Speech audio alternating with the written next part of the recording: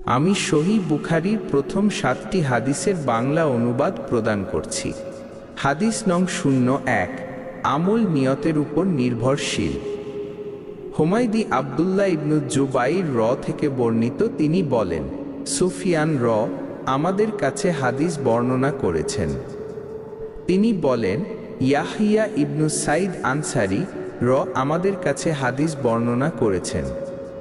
তিনি বলেন, আমাকে মুহাম্মদ ইবনু ইব্রাহিম তাইমি খবর দিয়েছেন যে তিনি আলকামা ইবনু ওয়াক্কাস লায়ুশি কে বলতে শুনেছেন, আমি উমর ইবনুল খাত্তাব কে মিম্বরে দাঁড়িয়ে বলতে শুনেছি যে আমি রাসূলুল্লাহ কে বলতে শুনেছি, সব আমল বা কাজ নিয়তের উপর নির্ভরশীল এবং প্রত্যেক মানুষ তাই পাবে যা সে নিয়ত করে। সুতরাং যার হিজরত আল্লাহ এবং তার রাসূলের জন্য, তার হিজরত আল্লাহ ও তার রাসূলের জন্যই গণ্য হবে। আর যার হিজরত দুনিয়া অর্জনের জন্য অথবা কোনো নারীকে বিয়ে করার জন্য, তার হিজরত সেদিকেই হবে যার জন্য সে হিজরত করেছে। সহিহ বুখারী হাদিস নং 1। হাদিস নং 02, ওহী অবতরণের পদ্ধতি। আবদুল্লাহ ইবনে ইউসুফ থেকে বর্ণিত, তিনি বলেন, আমাদের কাছে মালিক বর্ণনা করেছেন, তিনি হিশাম ইবনে উরওয়া থেকে, তিনি তার পিতা থেকে, আর তিনি মুমিনদের মাতা আয়েশা থেকে বর্ণনা করেছেন যে হারিস ইবনে হিশাম রাসূলুল্লাহ কে জিজ্ঞাসা করলেন, হে আল্লাহর রাসূল, আপনার কাছে ওহী কিভাবে আসে? রাসূলুল্লাহ বললেন, কখনো কখনো আমার কাছে তা আসে ঘণ্টা বাজার মতো তীব্র শব্দে, আর এটা আমার উপর সবচেয়ে কষ্টদায়ক হয়। তারপর তা আমার থেকে চলে যায় এবং তিনি যা বলেছেন তা আমি মুখস্থ করে ফেলি। আবার কখনো কখনো ফেরেশতা একজন মানুষের রূপ ধরে আমার কাছে আসেন এবং আমার সঙ্গে কথা বলেন, তখন তিনি যা বলেন তা আমি মুখস্থ করে নেই। আয়েশা বলেন, আমি তীব্র শীতের দিনে তার ওপর ওহী নাজিল হতে দেখেছি। যখন তা শেষ হতো, তার কপাল থেকে ফোঁটায় ফোঁটায় ঘাম ঝরত। সহিহ বুখারী হাদিস নং 2। হাদিস নং 03, প্রথম ওহীর সূচনা। ইয়াহিয়া ইবনু বুকাইর থেকে বর্ণিত, তিনি বলেন, আমাদের কাছে লায়েশ বর্ণনা করেছেন, তিনি উকাল থেকে, তিনি ইবনু শিহাব থেকে, তিনি উরওয়া ইবনু জুবাইর থেকে, তিনি মুমিনদের মাতা আয়েশা থেকে বর্ণনা করেছেন। তিনি বলেন, রাসূলুল্লাহ এর কাছে ওহী আসার প্রথম সূচনা হয়েছিল সত্য স্বপ্নের মাধ্যমে। তিনি যে স্বপ্নই দেখতেন তা সকালের আলোর মতো সত্য হয়ে দেখা দিত। তারপর তার কাছে নির্জনতা প্রিয় হয়ে ওঠে। তিনি হেরা গুহায় গিয়ে ইবাদতে তাহান্নুফ মগ্ন থাকতেন, যা ছিল নির্দিষ্ট সংখ্যক রাত পর্যন্ত। তারপর তিনি খাদিজা এর কাছে ফিরে আসতেন এবং এর জন্য পাথেয় সঙ্গে নিতেন। এরপর আবার তার মতো পাথেয় নিয়ে ফিরে যেতেন। এভাবেই চলতে থাকে যতক্ষণ না তার কাছে সত্য আসে। তিনি তখন হেরা গুহায় ছিলেন। ফেরেশতা তার কাছে এসে বললেন, পড়ুন। তিনি বললেন, আমি পড়তে জানি না। রাসূলুল্লাহ বলেন, তিনি আমাকে জড়িয়ে ধরলেন এবং এত জোরে চাপ দিলেন যে আমার খুব কষ্ট হলো।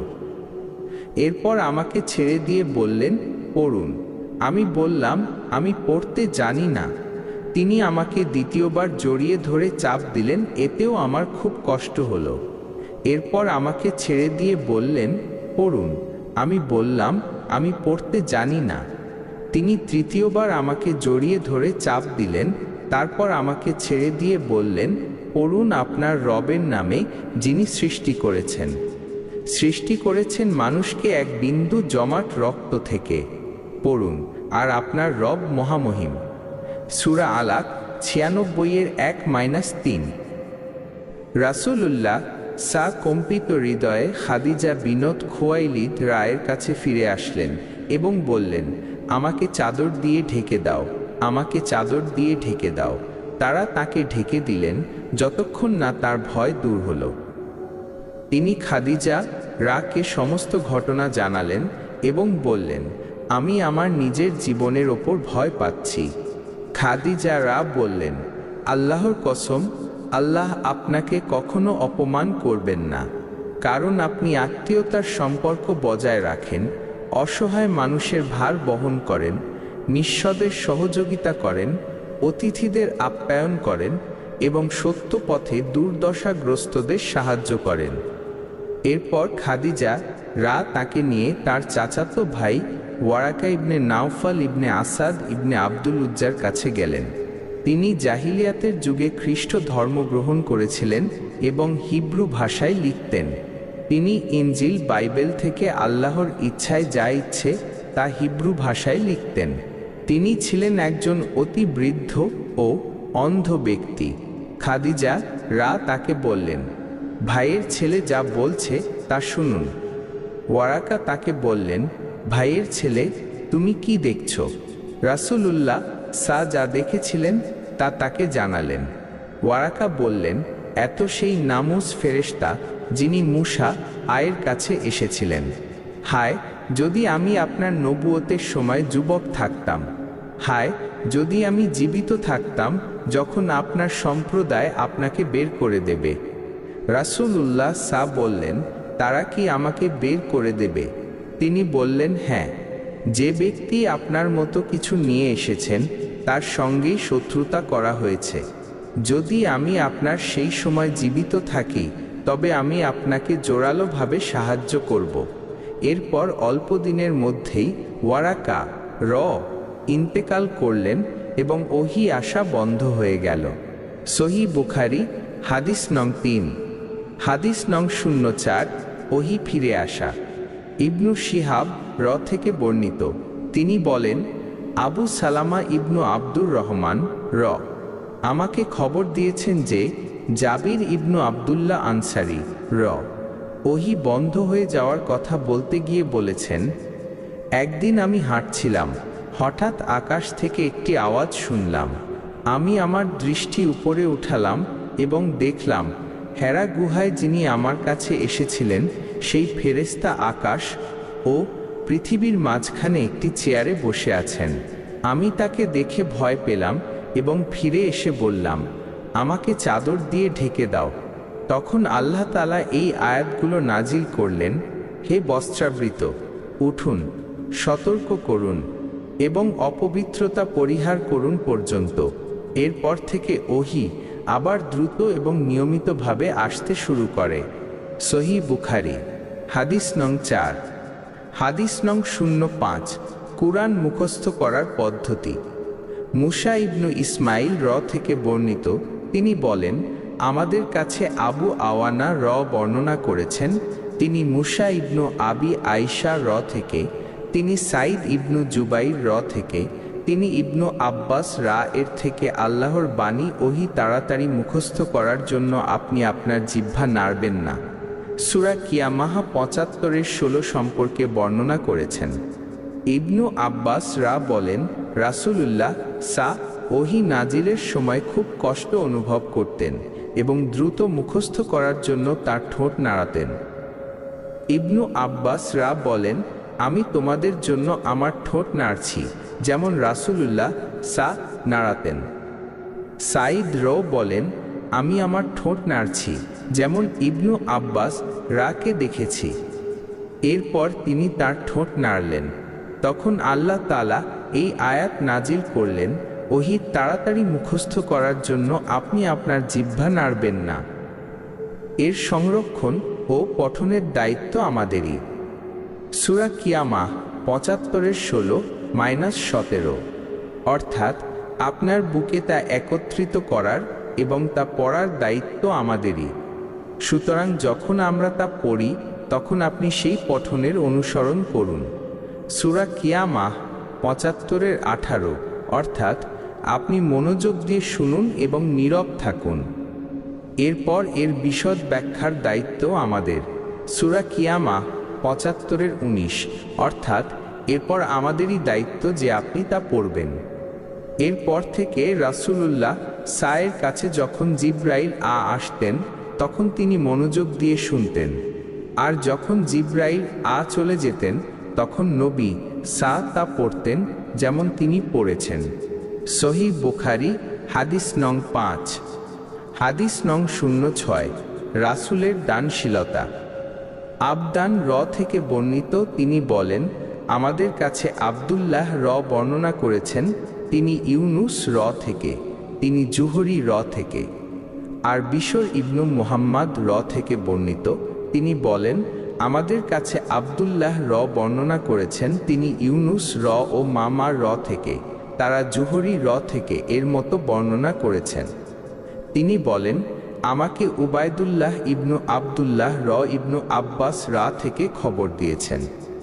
ইবনু আব্বাস বলেন, রাসূলুল্লাহ ছিলেন মানুষের মধ্যে সবচেয়ে বেশি দানশীল, আর তার দানশীলতা সবচেয়ে বেশি হতো রমজান মাসে, যখন জিবরাইল তার সাথে সাক্ষাৎ করতেন।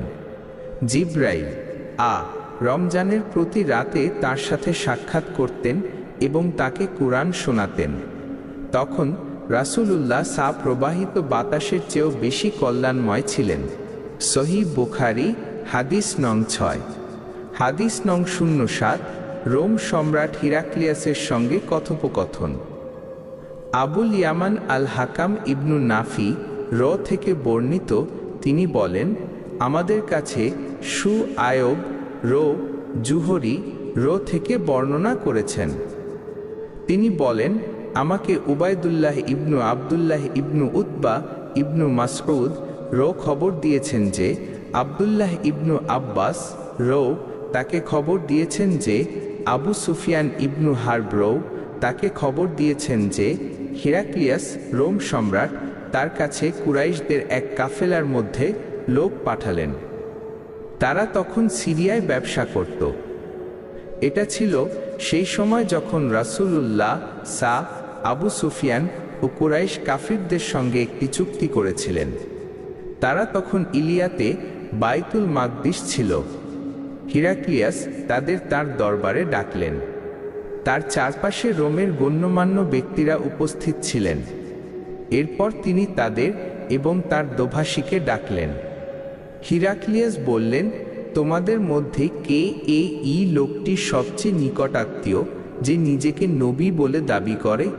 আবু সুফিয়ান বলেন, আমি বললাম, আমি তার সবচেয়ে নিকটাত্মীয়। তিনি বললেন, তাকে আমার কাছে নিয়ে এসো এবং তার সঙ্গীদেরও কাছে আনো, তাদের তার পেছনে বসিয়ে দাও। এরপর তিনি তার দোভাষীকে বললেন, তাদের বলো, আমি এই লোকটিকে সেই ব্যক্তি সম্পর্কে জিজ্ঞাসা করব। যদি সে আমার কাছে মিথ্যা বলে, তাহলে তোমরা তার মিথ্যা ধরিয়ে দেবে। আবু সুফিয়ান বলেন, আল্লাহর কসম, যদি আমার মিথ্যাবাদী হিসেবে খ্যাতি পাওয়ার লজ্জা না থাকতো, তাহলে আমি তার সম্পর্কে মিথ্যা বলতাম। এরপর তিনি আমাকে যে প্রশ্নগুলো করলেন, তার প্রথমটি ছিল, তোমাদের মধ্যে তার বংশমর্যাদা কেমন? আমি বললাম, তিনি আমাদের মধ্যে সম্ভ্রান্ত বংশের লোক। তিনি বললেন, তোমাদের মধ্যে এর আগে কেউ কি এমন কথা বলেছিল? আমি বললাম, না। তিনি বললেন, তার পূর্বপুরুষদের মধ্যে কি কোনো রাজা ছিলেন? আমি বললাম, না। তিনি বললেন, সম্ভ্রান্ত লোকেরা কি তার অনুসরণ করে নাকি দুর্বল লোকেরা? আমি বললাম, দুর্বল লোকেরা। তিনি বললেন, তাদের সংখ্যা কি বাড়ছে না কমছে? আমি বললাম, বরং বাড়ছে। তিনি বললেন, কেউ তার ধর্ম গ্রহণ করার পর কি তা অপছন্দ করে ফিরে যায়? আমি বললাম, না। তিনি বললেন, সে এই কথা বলার আগে তোমরা কি তাকে কখনো মিথ্যাবাদী হিসেবে সন্দেহ করেছ? আমি বললাম, না। তিনি বললেন, সে কি কখনো বিশ্বাসঘাতকতা করে? আমি বললাম, না। তবে আমরা তার সঙ্গে এখন একটি চুক্তিতে আছি, জানি না সে তাতে কি করবে। আবু সুফিয়ান বলেন, এই কথাটি ছাড়া অন্য কোনো কথায় আমি কিছু যোগ করার সুযোগ পাইনি। তিনি বললেন, তোমরা কি তার সঙ্গে যুদ্ধ করেছ? আমি বললাম, হ্যাঁ। তিনি বললেন, তোমাদের যুদ্ধ কেমন হয়েছে? আমি বললাম, যুদ্ধ আমাদের মধ্যে পালাক্রমে হয়েছে। সে আমাদের থেকে কিছু নিয়েছে এবং আমরাও তার থেকে কিছু নিয়েছি। তিনি বললেন, সে তোমাদের কি করতে আদেশ দেয়? আমি বললাম, তিনি বলেন, তোমরা 1 অদ্বিতীয় আল্লাহর ইবাদত করো এবং তার সাথে কাউকে শরিক করো না। তোমাদের পূর্বপুরুষরা যা বলে তা ত্যাগ করো, আর তিনি আমাদের সালাত আদায়, সত্য কথা বলা, পবিত্র থাকা এবং আত্মীয়তার সম্পর্ক বজায় রাখার আদেশ দেন। এরপর হিরাক্লিয়াস দোভাষীকে বললেন, তাকে বলো, আমি তোমাকে তার বংশমর্যাদা সম্পর্কে জিজ্ঞাসা করেছি, তুমি বলেছ সে তোমাদের মধ্যে সম্ভ্রান্ত বংশের। আর এভাবেই রাসূলগণ তাদের স্বজাতির সম্ভ্রান্ত বংশে প্রেরিত হন। আমি তোমাকে জিজ্ঞাসা করেছি, তোমাদের মধ্যে এর আগে কেউ কি এমন কথা বলেছে? তুমি বলেছ না। আমি বলেছি, যদি এর আগে কেউ এমন কথা বলতো তাহলে আমি বলতাম এ ব্যক্তি পূর্ববর্তী কোনো কথা অনুকরণ করছে। আমি তোমাকে জিজ্ঞাসা করেছি, তার পূর্বপুরুষদের মধ্যে কি কোনো রাজা ছিলেন? তুমি বলেছ না। আমি বলেছি, যদি তার পূর্বপুরুষদের মধ্যে কোনো রাজা থাকতেন তাহলে আমি বলতাম এ ব্যক্তি তার পৈতৃক রাজত্ব চাচ্ছে। আমি তোমাকে জিজ্ঞাসা করেছি, সে এ কথা বলার আগে তোমরা কি তাকে মিথ্যাবাদী হিসেবে সন্দেহ করেছ? তুমি বলেছ না। এতে আমি বুঝতে পেরেছি যে সে মানুষের উপর মিথ্যা বলতে পারে না, আর আল্লাহর উপর তো মিথ্যা বলবেই না। আমি তোমাকে জিজ্ঞাসা করেছি, তার অনুসরণ কি সম্ভ্রান্ত লোকেরা করে নাকি দুর্বল লোকেরা? তুমি বলেছ দুর্বল লোকেরা, আর এরাই হলেন রাসূলদের অনুসারী। আমি তোমাকে জিজ্ঞাসা করেছি, তাদের সংখ্যা কি বাড়ছে না কমছে? তুমি বলেছ বাড়ছে, আর এভাবেই ঈমানের ব্যাপারটি পূর্ণতা লাভ করে। আমি তোমাকে জিজ্ঞাসা করেছি, কেউ কি তার ধর্ম গ্রহণ করার পর তা অপছন্দ করে ফিরে যায়? তুমি বলেছ না, আর এভাবেই ঈমানের আনন্দ অন্তরে মিশে যায়। আমি তোমাকে জিজ্ঞাসা করেছি, সে কি কখনো বিশ্বাসঘাতকতা করে? তুমি বলেছ না, আর এভাবেই রাসূলগণ বিশ্বাসঘাতকতা করেন না। আমি তোমাকে জিজ্ঞাসা করেছি, সে তোমাদের কি করতে আদেশ দেয়? তুমি বলেছ সে তোমাদের এক আল্লাহর ইবাদত করতে আদেশ দেয়, তার সাথে কাউকে শরিক করতে নিষেধ করে এবং প্রতিমা পূজা থেকে বিরত থাকতে বলে। আর সে তোমাদের সালাত, সত্যবাদিতা ও পবিত্র থাকার আদেশ দেয়। তুমি যা বলেছ যদি তা সত্য হয় তাহলে সে আমার এই দুই পায়ের জায়গাটির মালিক হবে। আমি জানতাম যে তার আগমন হবে, কিন্তু আমি মনে করিনি যে সে তোমাদের মধ্যে থেকে হবে। যদি আমি জানতে পারতাম যে তার কাছে পৌঁছাতে পারবো, তবে তার সাথে সাক্ষাতের জন্য সব কষ্ট সহ্য করতাম। আর যদি আমি তার কাছে থাকতাম তবে তার পা ধুয়ে দিতাম। এরপর হিরাক্লিয়াস রাসূলুল্লাহ সায় সেই চিঠিটি আনতে বললেন, যা তিনি দিহিয়া রায়ের মাধ্যমে বুশরার শাসনকর্তার কাছে পাঠিয়েছিলেন। তিনি তা হিরাক্লিয়াসের কাছে দিলেন। হিরাক্লিয়াস তা পড়লেন। তাতে লেখা ছিল, পরম করুণাময় দয়ালু আল্লাহর নামে, আল্লাহর বান্দা ও তার রাসূল মুহাম্মদ সায়ের পক্ষ থেকে রোম সম্রাট হিরাক্লিয়াসের প্রতি, যে হেদায়েতের অনুসরণ করে তার প্রতি শান্তি বর্ষিত হোক। অতঃপর আমি আপনাকে ইসলামের দিকে আহ্বান জানাচ্ছি। ইসলাম গ্রহণ করুন, শান্তিতে থাকবেন। আল্লাহ আপনাকে দ্বিগুণ প্রতিদান দেবেন। আর যদি আপনি মুখ ফিরিয়ে নেন তবে আপনার উপর সব আরিশীন, কৃষক বা প্রজা এর পাপ বর্তাবে। এতে আরও লেখা ছিল, হে আহলে কিতাবগণ, এসো সেই কথার দিকে যা আমাদের ও তোমাদের মধ্যে সমান, যেন আমরা একমাত্র আল্লাহ ছাড়া আর কারো ইবাদত না করি, তার সাথে কাউকে শরিক না করি, এবং আমাদের কেউ আল্লাহকে ছেড়ে অন্যকে রব হিসেবে গ্রহণ না করি। যদি তারা মুখ ফিরিয়ে নেয় তবে তোমরা বলো, তোমরা সাক্ষী থাকো যে আমরা মুসলিম। সূরা আলে ইমরান 3:64। আবু সুফিয়ান বলেন, যখন হিরাক্লিয়াস এই কথা বললেন এবং চিঠি পড়া শেষ করলেন, তখন তার চারপাশে শোরগোল ও চিৎকার বেড়ে গেল এবং আমাদের বের করে দেওয়া হলো। যখন আমাদের বের করে দেওয়া হলো তখন আমি আমার সঙ্গীদের বললাম, আবু কাবসার, মুহাম্মদ শাহ ছেলের ক্ষমতা অনেক বড় হয়ে গেছে। রোমের বাদশাহ তাকে ভয় পায়। এরপর থেকে আমি দৃঢ়ভাবে বিশ্বাস করতাম যে তিনি বিজয়ী হবেন, যতক্ষণ না আল্লাহ আমাকে ইসলামে প্রবেশ করালেন। ইবনুন নাজুর যিনি ইলিয়ার গভর্নর এবং হিরাক্লিয়াসের সঙ্গী ছিলেন, যিনি সিরিয়ার খ্রিস্টানদের বিশপ ছিলেন, বর্ণনা করেন যে হিরাক্লিয়াস যখন ইলিয়ায় এসেছিলেন তখন একদিন সকালে তার মেজাজ খুব খারাপ ছিল। তার কিছু সহচর বলল, আমরা আপনার মেজাজ খারাপ দেখছি। ইবনুন নাজুর বলেন, হিরাক্লিয়াস ছিলেন একজন ভবিষ্যদ্দ্রষ্টা, যিনি নক্ষত্র দেখে গণনা করতেন। যখন তারা তাকে জিজ্ঞাসা করল, তখন তিনি তাদের বললেন, আমি গত রাতে নক্ষত্র দেখেছিলাম এবং দেখেছি যে খাতনাকারীদের বাদশাহর আগমন হয়েছে। এই জাতির মধ্যে কারা খাতনা করে? তারা বলল, শুধু ইহুদিরা খাতনা করে। তাদের ব্যাপারে চিন্তা করবেন না এবং আপনার রাজ্যের শহরগুলোতে লিখে পাঠান যেন সেখানকার ইহুদিদেরকে হত্যা করা হয়। যখন তারা এই ব্যাপারে চিন্তা ভাবনা করছিল, তখন হিরাক্লিয়াসের কাছে গাসসানের বাদশাহর পাঠানো একজন লোক এল, যে রাসূলুল্লাহ সম্পর্কে খবর এনেছিল। হিরাক্লিয়াস যখন তার কাছে খবর জানতে চাইলেন, তখন তিনি বললেন, যাও দেখো সে কি খাতনাকারী নাকি নয়। তারা তাকে দেখলেন এবং খবর দিলেন যে তিনি খাতনাকারী। তিনি আরবদের সম্পর্কে জিজ্ঞাসা করলেন। সে বলল, তারা খাতনা করে। হিরাক্লিয়াস বললেন, এই জাতির বাদশাহর আগমন হয়েছে। এরপর হিরাক্লিয়াস রোমে তার এক সঙ্গীর কাছে চিঠি লিখলেন, যিনি জ্ঞানে তার সমান ছিলেন। তারপর হিরাক্লিয়াস হিমসের দিকে রওনা দিলেন।